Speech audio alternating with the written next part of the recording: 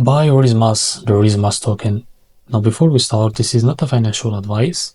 I am not a professional or economic expert, so before investing in any project that you find on my channel, please do your own research. Now to be able to buy this token, make sure first to take a look on their X account.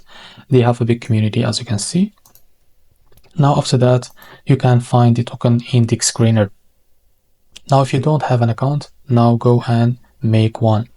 Now after you find it here, just take a look again on their websites. You can buy it from here, but this token is under the Solana network. Now we will use the Phantom wallet to buy this token. It's easy and simple. Now copy the token address and go to your Phantom wallet. Now make sure to log into your Phantom wallets. Now after that, go and click on swap. Make sure you have enough Solana on your wallet. Now after that, click on USDC and paste your token address. Now after that, as you can see, click on your token from here, and after that enter how much of Solana you want to buy with, and this is how much you will receive from the provider. Select one of these, for example Jupiter. Now after that, click on swap and you will be able to redirect to Jupiter to complete the buy process.